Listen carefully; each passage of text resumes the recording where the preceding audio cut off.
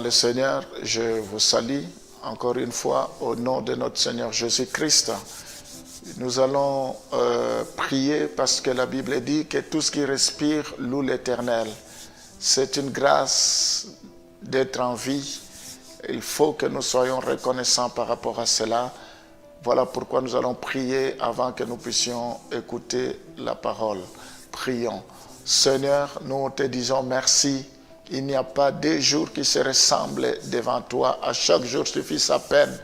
Merci parce que nous croyons que la journée d'aujourd'hui, c'est une journée spéciale, c'est une journée bénie. Nous croyons, Seigneur, que tout ce que nous allons entreprendre sera sous ton contrôle. Tu as dit le bonheur et la grâce vous accompagneront tous les jours de votre vie.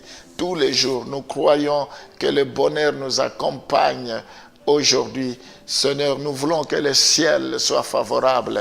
Nous voulons, Seigneur, que tu nous écoutes, que tu nous exauces. Nous te recommandons tout ce que nous serons amenés à accomplir au courant de la journée, que cela soit couronné de succès. Nous voulons que les portes qui étaient fermées s'ouvrent, parce que c'est toi qui as la clé de David. Quand tu ouvres, personne ne peut fermer. Quand tu fermes, personne ne peut ouvrir. Je bénis chacun de tes enfants, tous ceux qui vont au travail, tous ceux tous ceux qui font des démarches, que toi tu puisses répondre favorablement à leurs attentes. Sois loué à jamais. Au nom de Jésus, nous t'avons ainsi prié. Amen.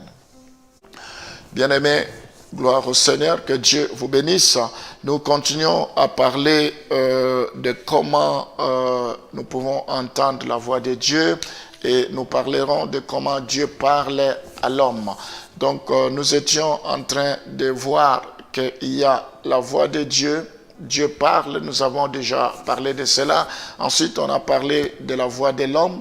Il y a également la voix de Satan, mais aussi il faut que nous sachions qu'il y a la voix de soi. On va lire dans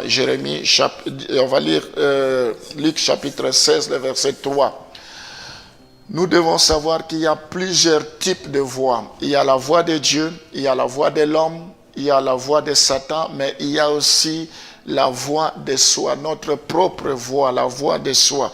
On va lire dans Luc chapitre 16, le verset 3, et nous allons continuer pour que vous compreniez qu'est-ce que je vais dire. L'économe dit en lui-même, que ferai-je puisque mon maître m'ôte l'administration de ses biens?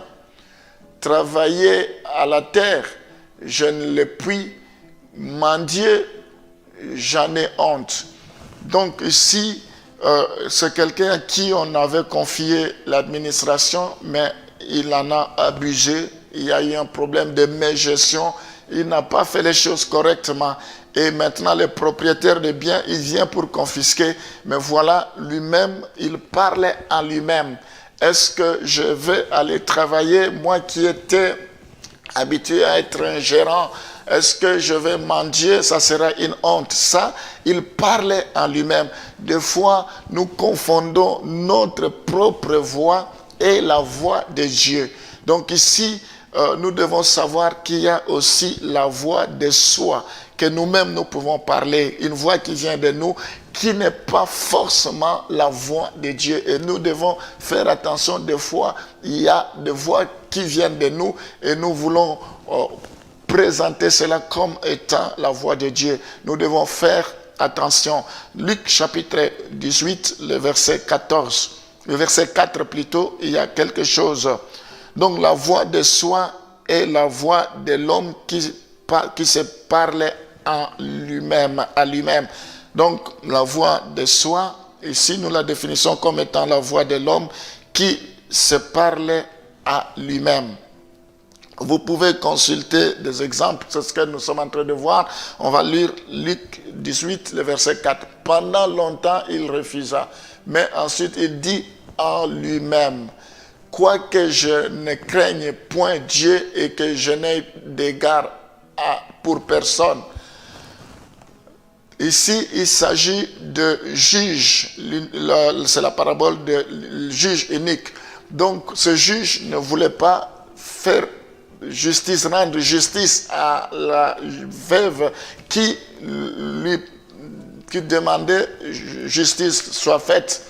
Il ne voulait pas, mais à un moment donné, il est entré à lui-même et dit, est-ce que ensuite il dit en lui-même, quoique je ne craigne point Dieu. Donc là, il parlait en lui-même.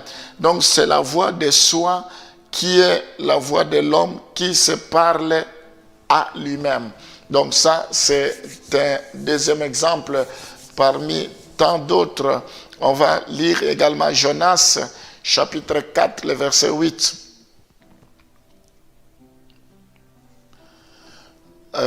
Jonas, chapitre 4, le verset 8. Au lever du soleil, Dieu fit souffler un vent chaud d'Orient et le soleil frappa la tête de Jonas, au point qu'il tomba en défaillance. Il demanda la mort et dit, la mort m'est préférable à la vie. C'est Jonas qui fuyait de faire la volonté de Dieu. Il croyait fuir loin de Dieu. On ne peut pas fuir loin de Dieu. Et là, il a parlé à lui-même. Nous voyons que le prophète a souhaité en lui-même de mourir. C'est une voix qui est venue en lui-même. Donc, des fois, certaines voix peuvent venir à nous-mêmes et nous demandent de nous suicider. Nous demande de nous suicider, de mourir, nous demande de faire des crimes et nous devons faire attention. Donc la Bible nous met en garde concernant la voix de soi. Lisons Jérémie chapitre 10, le verset 23. C'est là où nous, enfants de Dieu, souvent nous confondons les choses. Nous pensons que c'est la voix de Dieu parce que ça vient de nous. Non, non, ça peut être la voix qui vient de nous-mêmes. Ça n'a rien à voir avec la voix de Dieu. Et la Bible nous met en garde par rapport à cela. Je le sais, ô Éternel, la voix de l'homme n'est pas en son pouvoir. Ce n'est pas à l'homme quand il marche à diriger ses pas. Donc, dans ce passage, Dieu nous met en garde. Nous devons faire attention par rapport à la voix qui vient de l'homme. Souvent, c'est très, très délicat. Ce n'est pas cette voix qui doit nous conduire. Nous ne devons pas marcher selon la voix qui vient de nous. Ce n'est pas à cette voie de nous diriger. Donc Dieu nous met en garde par rapport à cette voie. Et ensuite, nous avons la voix de Dieu. Et c'est ça qui nous intéresse. Avant de prier pour la voix, avant de vous parler de la voix de Dieu, j'aimerais d'abord prier par rapport à la voix qui vient en nous-mêmes. Éternel Dieu Tout-Puissant, notre corps t'appartient, notre corps est le temple du Saint-Esprit. Je prie pour que nous apprenions à t'écouter, que nous ne puissions pas laisser notre propre voix prendre le dessus, que notre propre voix nous guide, parce que toi, tu nous mets en garde par rapport à cela, dans le nom de Jésus. Protège chacun de tes enfants, qu'ils apprennent à écouter la voix de Dieu et non leur propre voix.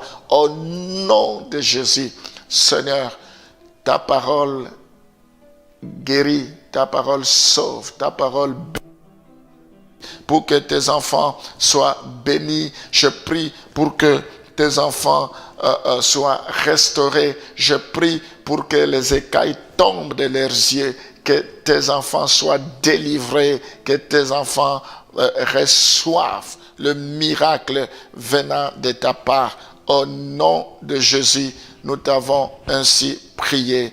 Amen.